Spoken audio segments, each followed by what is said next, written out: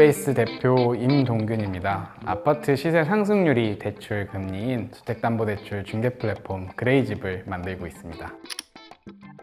국민은행에서 좀 오래 근무를 했었고요. 많은 분들이 조언을 요청을 했었어요. 근데 최근 한 8년간은 주택 가격이 사실 저점에서 많이 올라갔었던 형국이었고, 그런 조언들이 실행이 불가능한 조언들이 돼버리더라고요. 주식으로 치면 가격이 바뀌어도 사볼 수가 있잖아요. 근데 주택은 할 수 없다라는 그런 불합리함을 사실 많이 느꼈었고, 핀테크 업체들 많이 성장을 했고 좋은 선배 기업들 많은데, 좀 아쉽게 보는 부분은 기존의 금융에서 제일 큰 영역을 차지하고 있었던 주택담보대출 분야에서 혁신이 필요하고, 기울어진 운동장이 아닌 누구에게 기회가 공평하게 주어질 수 있는 가능성이 있지 않을까 확신이 들어서 창업을 하게 되었습니다.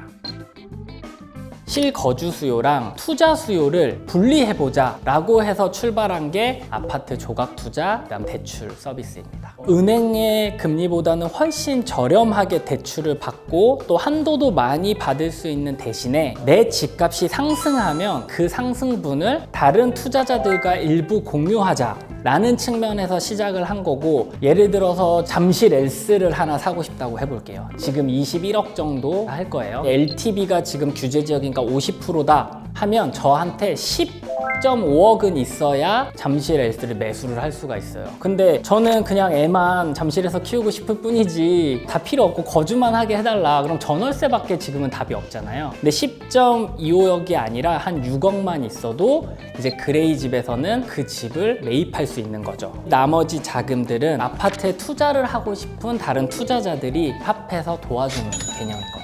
제가 내년 4월에 이제 결혼을 앞두고 있는데, 집을 보다 보니 또 집값이 감당을 하기에는 버겁지 않나 라는 생각을 많이 하게 됐고요. 그레이집 서비스의 우수성이라고 말할 수 있는 부분인데, 금리가 시세 연동이 됨으로써 시세가 떨어지면 기본 금리만 납부하면 돼서 매각했을 때 손해가 있다 하더라도 금리를 덜 내기 때문에 그만큼 부담감이 덜하다는 장점이 있고요. 시세에 연동돼서 투자 수익을 얻어 가실 수 있는 상품입니다. 그래서 아파트 시세라는 게 매주 목요일 금요일마다 공시가 되는데, 보시는 이유는 사실 두 가지예요. 집을 사기 직전이나 거주 환경을 볼 때 많이 보시는데, 그때 말고는 사실 보실 일이 없어요. 저희 그레이집에서는 내가 관심 있는 아파트도 매번 들어가는 게 아니라 일정 부분 투자를 해놓으면 지속적으로 그 아파트가 어떻게 변하고 있는지 트래킹 해보실 수 있을 것 같습니다. 투자자 같은 경우에는 큰 리스크를 지지 않더라도 10만 원 단위로 투자를 함으로써 실제로는 내가 아파트를 마치 소유한 것처럼 거기에 연동되는 추가 수익을 얻을 수 있다는 점에서 훌륭한 구조이지 않을까라는 생각을 합니다.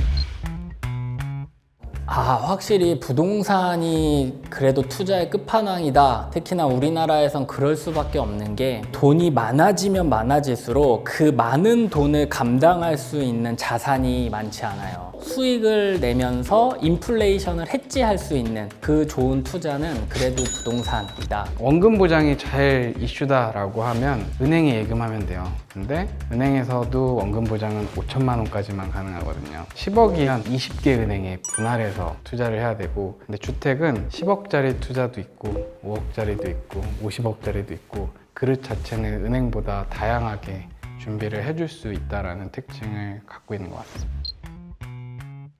제 개인적인 의견이니까 절대 믿고 투자하시면 안 됩니다. 지역별 차별화 장세가 더 심해질 것 같아요. 서울, 그 가운데서도 특정 구들은 천정부지로 올라야 된다라고 생각을 합니다. 그 이유를 들자면 뉴욕, 런던, 싱가포르 이런 데들의 중심지를 보면 그 중심지 외의 지역 간에 가격 차이가 엄청 심합니다.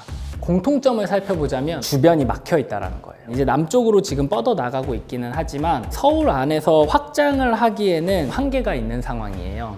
그래서 출퇴근이 수월하고 살기에 좋은 특정 구들은 최소 2배 뛰어야 된다 라는 게 제 생각인데, 이렇게 얘기하면 정부가 보기에는 좀 조심스럽긴 합니다.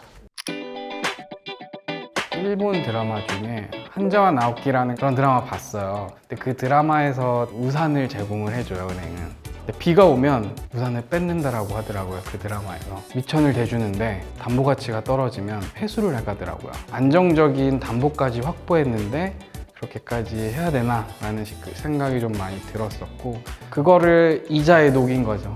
담보 가치가 떨어지면 덜 내는 거고 올라가면 공유하자. 이게 결국에는 금융사 그리고 고객 모두 같이 성장할 수 있는 기회가 될 수 있다고 생각을 하고 있습니다.